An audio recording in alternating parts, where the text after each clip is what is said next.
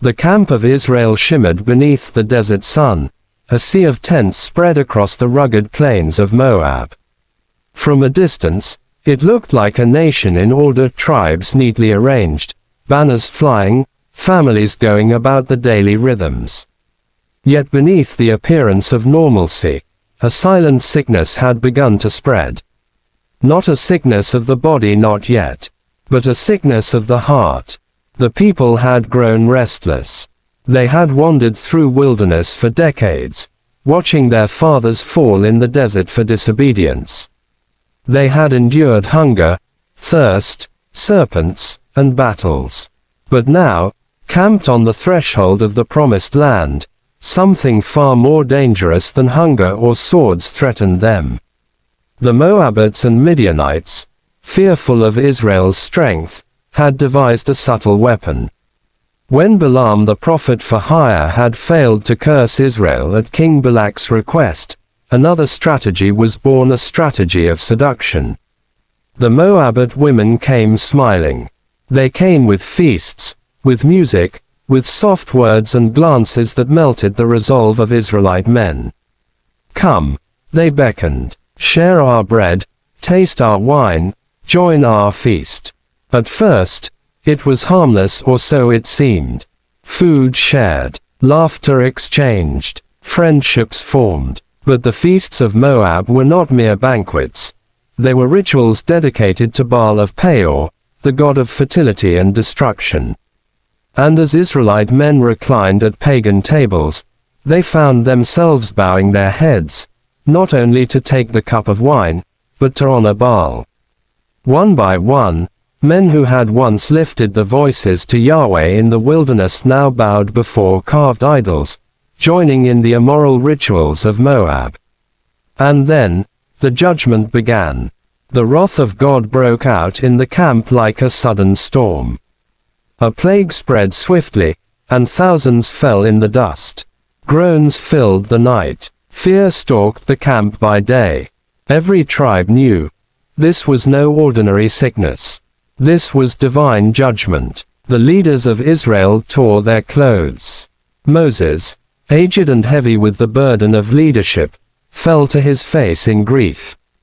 He gathered the judges of Israel and gave the command from God himself. Take all the leaders of this people who have yoked themselves to Baal of Peor, and hang them before the Lord in broad daylight, so that his fierce anger may turn away from Israel. Answer: judgment began to purge the camp. Men guilty of idolatry were executed as a warning. The air grew thick with sorrow, shame, and fear. But then something unthinkable happened. As Moses and the elders wept at the entrance of the tent of meeting, interceding for mercy, a man from the tribe of Simeon, bold and unashamed, paraded through the camp with a Midianite woman at his side. His name was Zimri, son of a leader in Simeon. The woman was Cosbi, daughter of a Midianite chief. The union was not hidden in secrecy. It was brazen, public, a deliberate defiance of God, of Moses, of the covenant itself. The people gasped. Some cried out in horror. Others turned away, ashamed. Still others, perhaps already numbed by sin, muttered, "What difference does it make? The plague is already here." But one man did not hesitate. Phinehas, the grandson of Aaron the high priest, a young priest himself, burning with a zeal that could not watch God's honor trampled. His heart pounded like a war drum as he saw the blasphemy unfold before the tent of meeting. In one motion, he rose. He seized a spear, long, gleaming, deadly. Without waiting for permission, without consulting committees, without wavering, he followed Zimri and Cosbi into the man's tent. And there, in the shadow of defiance, as the plague raged outside, Phinehas lifted the spear high and drove it through both of them in a single thrust. The tent fell silent. The people froze in shock. And outside, just as suddenly as it had begun, the plague stopped. The camp of Israel at Shittim was buzzing with unusual activity. What had begun as a trickle of flirtations and secret meetings between Israelites and Moabite women had grown into a cultural flood. Tents that once echoed with the sounds of worship and family prayer now pulsed with music, laughter, and feasts in honor of Baal of Peor. Priests and Levites looked on with grief, their warnings drowned out by the noise of sin. Fathers argued with sons, mothers pleaded with daughters, and leaders tried desperately to regain control. But the seduction of Moab had taken deep root. Soon, the crisis spilled into public worship. At the very heart of Israel's community, at the tabernacle where the glory of God dwelt, men began bowing before Baal.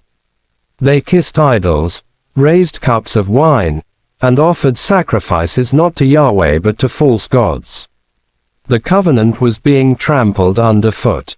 And then the judgment began. A plague swept through the camp like an invisible fire.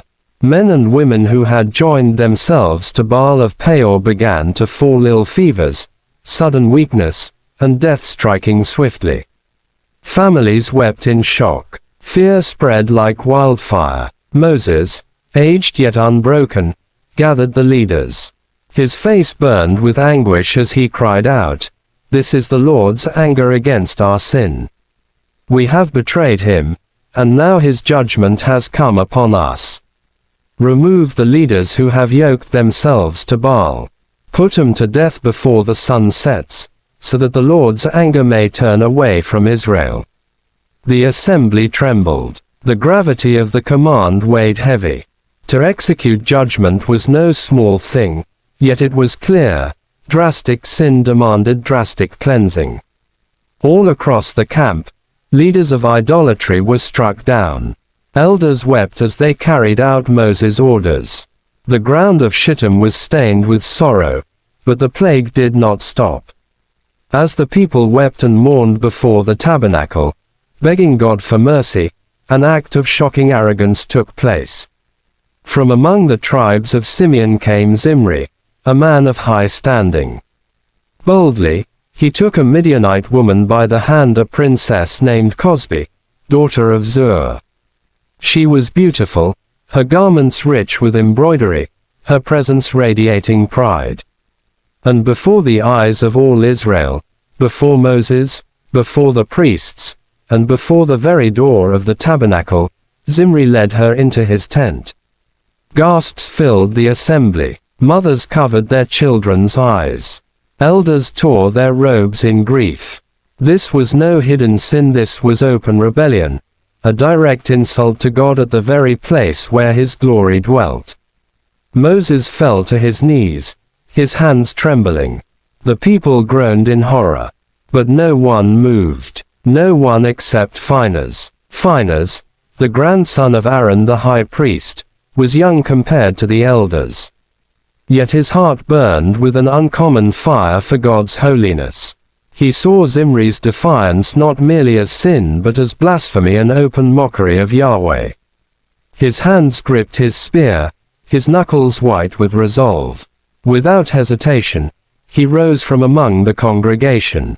His eyes were fixed, his pace steady, his spirit consumed with zeal. The camp fell silent as Phinehas strode toward Zimri's tent. Mothers clutched their sons. Fathers bowed their heads. They all knew something decisive was about to happen. Phinehas entered the tent. Inside, Zimri and Cosbi were reclining together in arrogance, unashamed of their rebellion. Without a word, Phinehas raised his spear and drove it through both of them in a single strike. The tent shook. The bodies fell still, and at that moment the plague stopped. The assembly erupted in a mixture of awe and relief. Death that had swept through the camp halted. The Lord's wrath had been satisfied, not by endless executions, but by the zeal of one man who acted swiftly for God's honor. Word spread like fire. Phinehas has turned back the Lord's anger. Moses, weary but relieved, lifted his eyes toward heaven. In the silence that followed, it was as though God himself had spoken. Phinehas has made atonement for the sons of Israel. Phinehas, the grandson of Aaron the high priest, was young compared to the elders. Yet his heart burned with an uncommon fire for God's holiness. He saw Zimri's defiance not merely as sin but as blasphemy and open mockery of Yahweh. His hands gripped his spear, his knuckles white with resolve. Without hesitation, he rose from among the congregation. His eyes were fixed, his pace steady, his spirit consumed with zeal. The camp fell silent as Phinehas strode toward Zimri's tent. Mothers clutched their sons. Fathers bowed their heads. They all knew something decisive was about to happen. Phinehas entered the tent. Inside, Zimri and Cosbi were reclining together in arrogance, unashamed of their rebellion. Without a word, Phinehas raised his spear and drove it through both of them in a single strike. The tent shook, the bodies fell still, and at that moment the plague stopped. The assembly erupted in a mixture of awe and relief. Death that had swept through the camp halted. The Lord's wrath had been satisfied, not by endless executions, but by the zeal of one man who acted swiftly for God's honor. Word spread like fire. Phinehas has turned back the Lord's anger. Moses, weary but relieved, lifted his eyes toward heaven. In the silence that followed, it was as though God himself had spoken. Phinehas has made atonement for the sons of Israel.